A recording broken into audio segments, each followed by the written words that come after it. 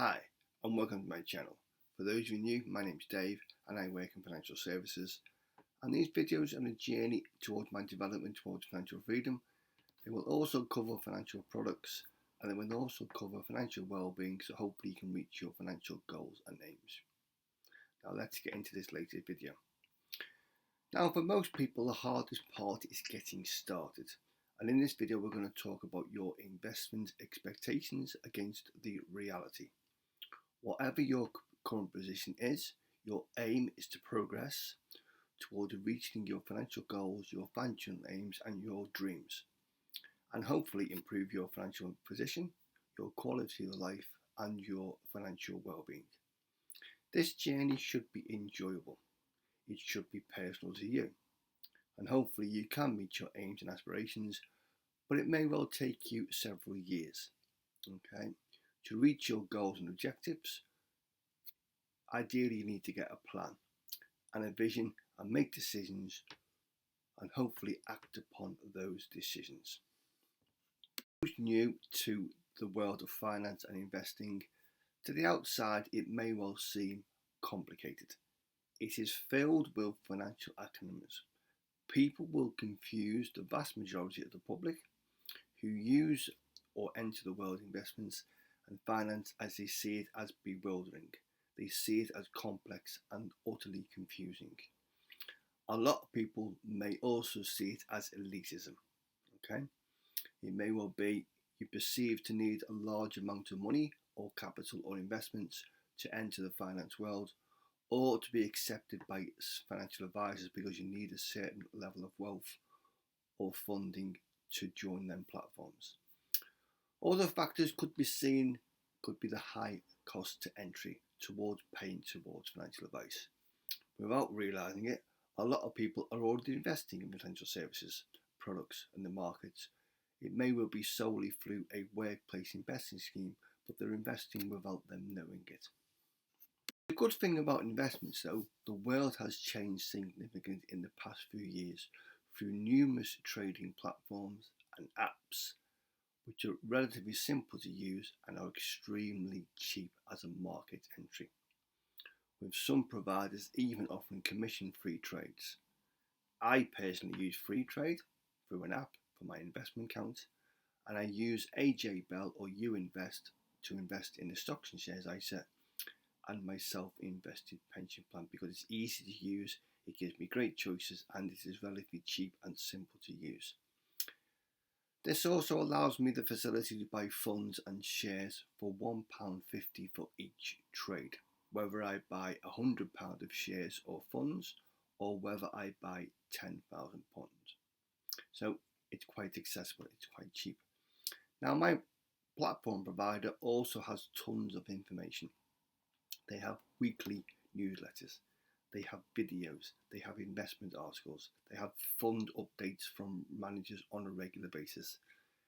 It's designed to help people learn about the basics of finance, and then as they progress, to hopefully give you a better education towards financial products and how they work, whether it's different funds, different asset classes. Platform provider has just introduced a new app called Doodle to help new and first time investors with the options of cheap fees. But it does offer limited funds, it does offer a limited number of shares, but it's designed solely for people new to the market. So the world may want to see complex elitism, but the world has changed, as we've said. It's now more accessible. Anyone can buy shares in a matter of seconds through an app, through a phone. It is not as bewildering as most people think. As we said, the hardest thing is to find the information or where to look for the information. If you are new to investing, start off with buying simple funds such as an ETF, tracker funds. It will give you greater exposure to numerous shares across a sector, such as the FTSE 100, the S&P 500, emerging markets, smaller companies, etc. Or it may well be you pick a global fund for greater diversification.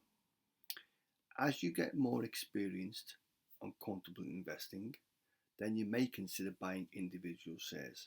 In the UK, shall we say, examples: BP, Shell, Lloyds, Aviva, HSBC, to name a few. Use the information on the platforms and the company's websites to do your own research, your due diligence, and then invest in those companies you are happy with, which you think will grow in value investments, give you some kind of investment return, and hopefully they'll also pay you some kind of dividends in the form of income. And that can then be paid out on a regular basis, half yearly, quarterly, in the form of cash, or it may well be it's reinvested into the company and will give you additional shares. Part of your investment journey, think long term. It's not a get rich quick scheme. The aim moving forward is to reach your financial goals and objectives, whether it be in 5 years, 10 years, 15 years, what we may well call short or medium term timeframes. Or it may well be long term, such as paying a mortgage off early, university fees for children, or it may well be retirement plans, with hopefully the possibility of retiring early. But will you be able to create a sizable portfolio which will allow you the option of retiring early? It gives you the choice of financial freedom. You carry on working if you wish, but it may well be you retire early, you work part time. It may well be you then spend your days with the grandchildren, with leisure such as playing golf or travelling, family pursuits, while you are young, fit and healthy. The internet is unfortunately full of numerous get rich quick experts, all offering quick and easy advice to reach financial freedom in a very quick time frame, what we call overnight success.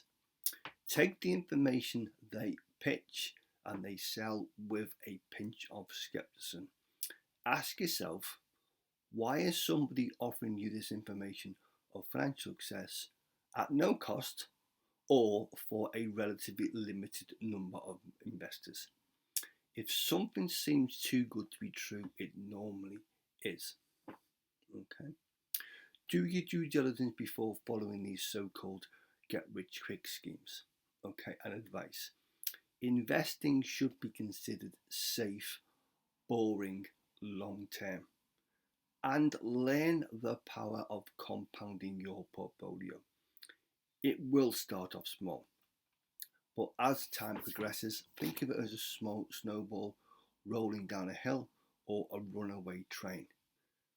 The further it travels, the more momentum it gains, and it will grow significantly in value when it reaches a certain level. And as highlighted, look at the following compounded chart. It does start off small in the relatively few years, and then as time gets on, it will grow, it will grow, it will grow. As part of your long-term plan, create a vision board, a plan.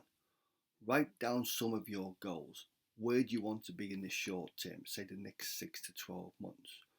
Where would you like to be in the medium term, the next 3 to 5 years? And review them goals on a regular basis. I personally record my goals on my net worth every month, at the start of each month. Okay? It keeps me on some kind of track, and then once specific targets are met, I will review them goals. But it may well be it gives me great pride, satisfaction, some kind of personal achievement when goals are being met, but make them attainable. Okay? And give yourself a treat or reward when specific goals are met, such as a meal out, such as some quality time with the family. Nothing too extravagant, but it will give you the spur or the incentive to then reach your next goal and learn about delayed gratification. Now, the markets will have good times and bad times, and have been found out over the last few years, especially due to the COVID scenario and the global pandemic. But for old investors, they will remember certain events such as the banking crisis in 2008, the technology crash in the early 2000s. The S&P 500 is considered to be the largest market in the world, and it gives an annual return of around about 8% each year. Okay, I personally aim across my investment platforms of an annual return of 10% each year. And to give you a few examples of how my self-invested pensions performed last few years, I returned 28% in 2019. When the pandemic hit in 2020, it made a loss of 5%, and then it recovered in 2021 of 36%. So the idea is 10% year on year. It will have good years, it will have bad years, but it's part of my long-term process. Unfortunately though, bad news sells fast. As we've seen in recent months, they will be quick to highlight the market has fallen by a large percentage in one day, but they don't tell you the market will recover over the next 3 to 6 months. Okay, I have personally seen the good times and obviously the bad times as what we call long-term buying objectives. So I've purchased some funds, some shareholdings at a reduced cost, and I intend to hold these shares for the next 3 to 5 years minimum period, unless the fundamentals change from that company or that specific share, but it was done as a buying opportunity. As Warren Buffett, the world's largest investor, says, he states something on a regular basis called Mr. Market. He exists whereby he will have good days, he will have bad days. Prices will go up, prices will go down, and it will react to short-term volatility within the market and market sentiment.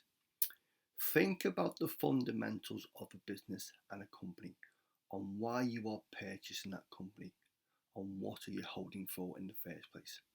But don't become sentimental or emotionally attached to a specific share.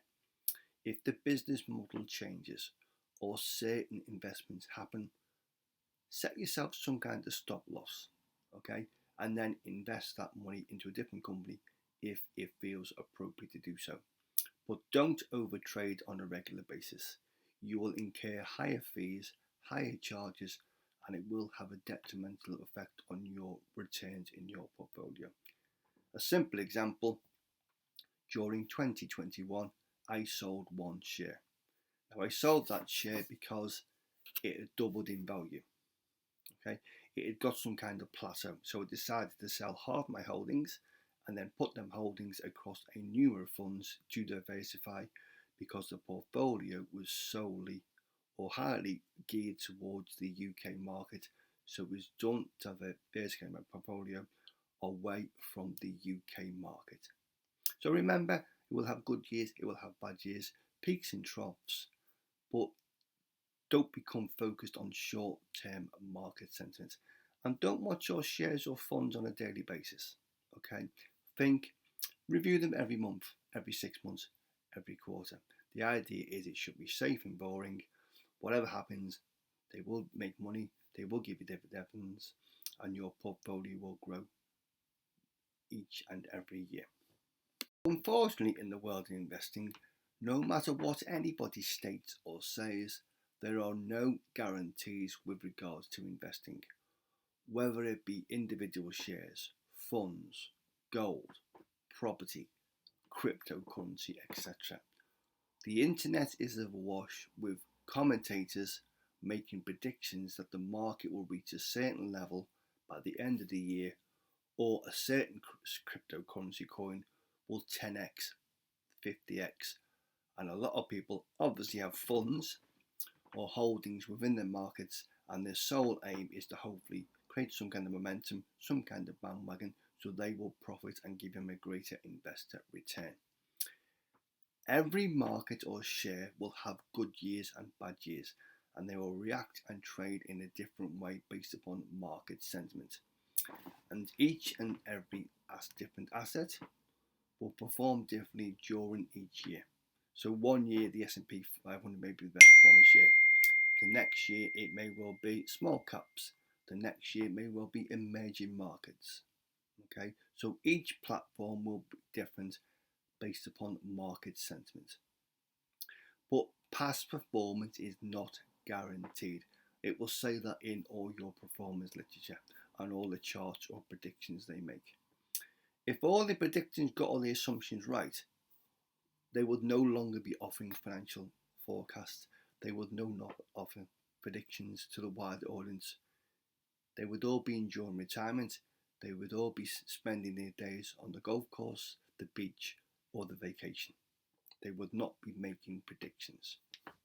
Hopefully, the points raised will give you some kind of idea about investor expectations versus reality.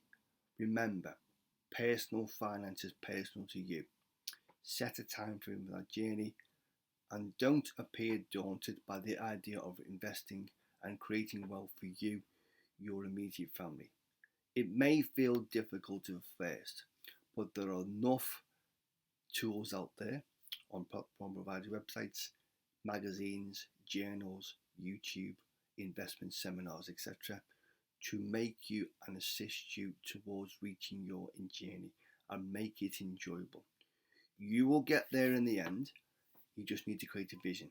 You need to create a plan, but it may take you a few years.